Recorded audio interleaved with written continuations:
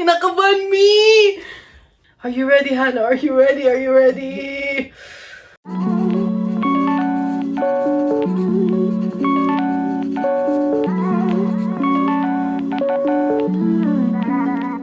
Hey guys! Welcome back to my channel. Masayang-masaya ako. Nanonood na naman kayo ng aking video today. And today's video is, I don't know how to say it, excruciating. No? Nakakakaba siya kasi I finally have the courage to cut my own hair. So this is the first time that I'll be cutting my own hair. Tama. I don't remember that I cut my own hair before. But because my hair is very long now, as you can see. Yeah, I think it's time for a haircut. And dahil dito sa London, mahal magpagupit. Diba? So, I think ang haircut, it costs around maybe 50 pounds or less. I mean, 50 pounds or more, depending on the length of your hair. And ayokong gumastos ng ganung kalaki. And simple lang naman, ang gusto kong gupit, I just want a simple haircut. So, I'm going to try to do it myself. So, if you want to see the results, please keep on watching. Okay, so I am going to attempt to cut my hair short. I don't know if you know, kung kilala nyo ba si Brad Mondo. He has a YouTube channel and also he's very popular on TikTok. Yeah, so he is a hairstylist, I think.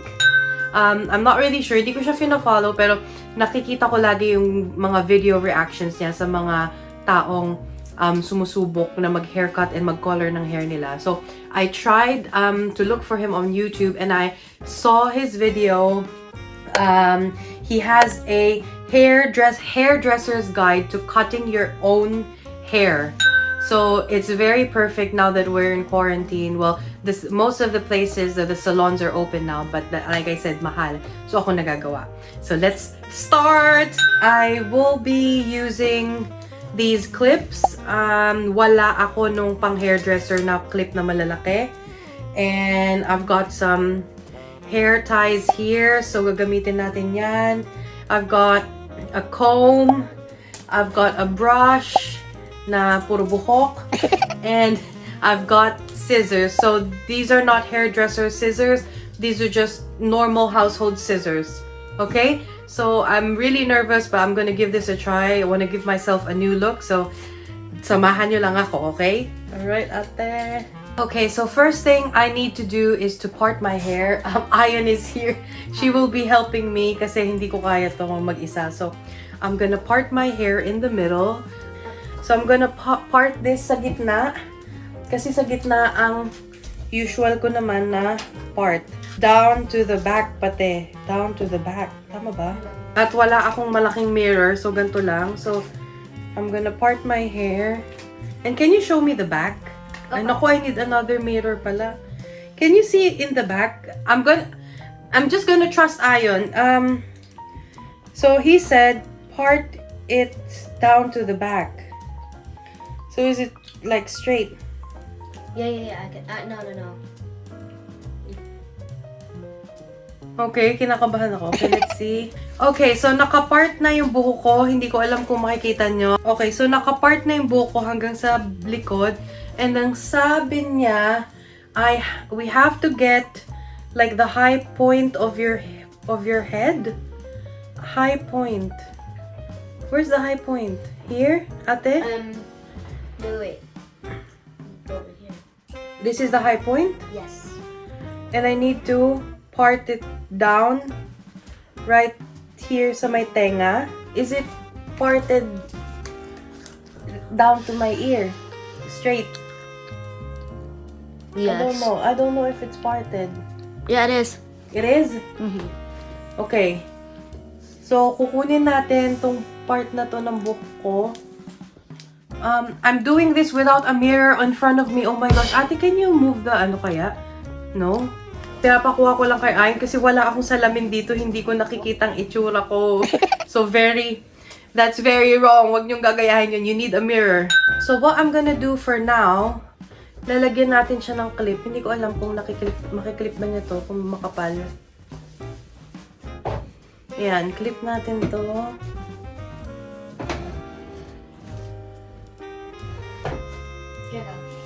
Tapos ibaba mo pa gano'n. Ayan! And then, I'm gonna grab itong buhok na nasa likod. And I'm gonna use another clip. Oof. Ayan. And I'm gonna do the same thing dito sa buhok ko na to na nakapart. This is the high point of my head, pababa. Is it even parted straight? So, ganyan. Hindi ko alam kung straight siya sa camera. Is it straight? You should check it in here. I cannot see! Oh. Ay, nako. Bahala na. So, lagyan natin ng clip dito. And let's use... I'm just gonna use a hair tie dito sa isa. Para lang ma-part muna natin. Okay, so sabi niya, let's do this part first. And then he said that we have to make sure that this is like well combed and straight. And I'm not sure, Ate, what is the best length that I should go for? Here? Like this or shorter like this? Shorter. Like this? Yeah, that. Okay, so titingnan natin this length. Naku. I'm gonna get a hair tie. But he said wag daw gawin dito sa front. It should be from where the hair falls to the side. So, I'm not sure. Tingnan natin. Yeah. Okay. This is scary. Okay, this is short. Yeah, that's... So, I'm gonna pull it down. So, I'm gonna, not this short, but I'm gonna pull it down here. Yeah. So, we'll see. Ganito ka short. And let's do the other side.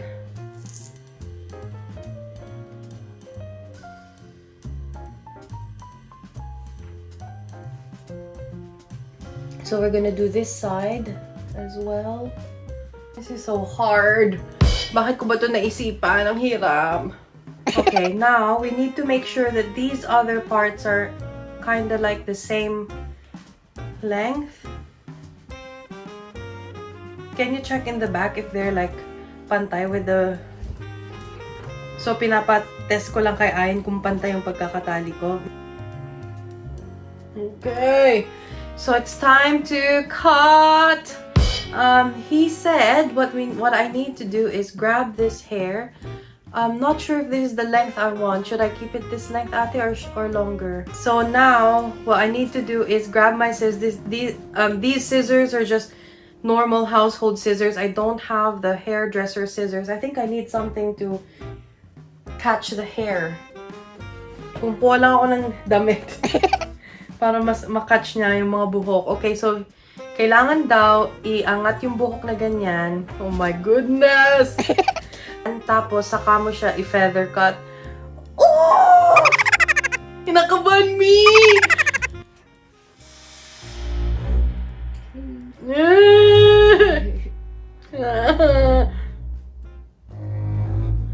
Are you ready, Hannah? Are you ready? Are you ready?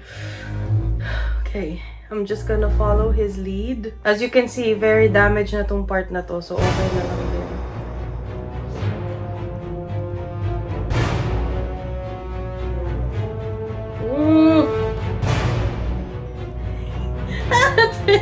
You can't get out of it now.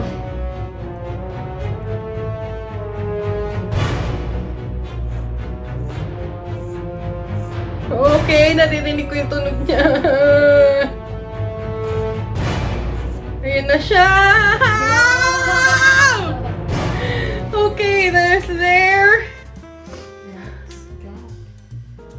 And sabi niya, para maging feathered look, gunting-guntingin lang daw ng ganyan. Oh my gosh.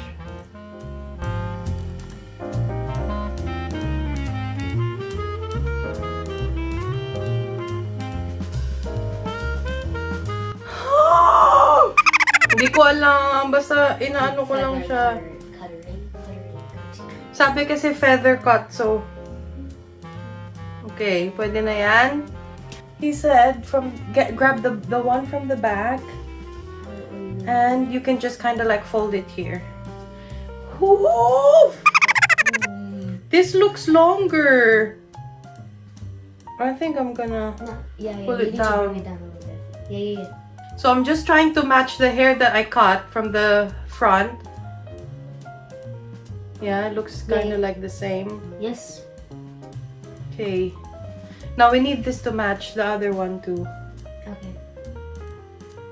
Oh! Oh, God. Okay, if this goes wrong, I will have no choice but to go to the salon, which is gonna be a waste of money and I don't want it. So I'm gonna try to do a good job at this one. Oof.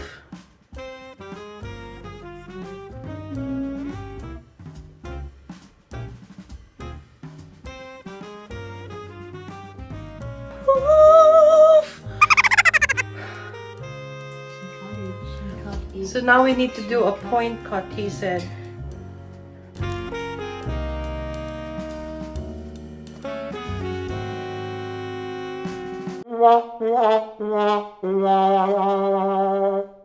Naputol yung recording dahil tumawag ang kapatid ko and hindi ko na-press na mag-play ulit. Mag-record ulit. So, this is what I'm doing now. Nagupit ko na siya and I'm trying to complete the look. So, we'll see.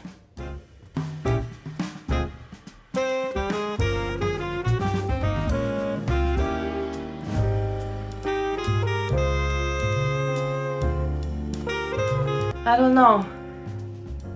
I'm just gonna take it out and I'm gonna see what my hair looks like now.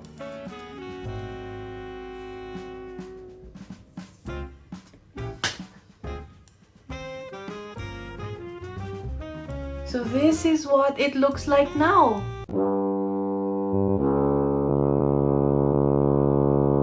Ayan, this is what my hair looks like now. It's not that bad. I think it just needs a little bit of styling. Pero let's see. I'm gonna style my hair and see kung okay ba ang kinalabasan. Abangan niya.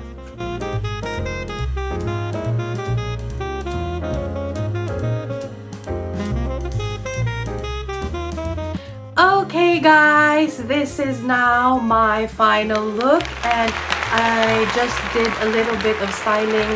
Plinansya ko lang ng konti tapos nilagyan lang natin siya ng konting curl sa dulo para nakapaloob siya and I am quite happy!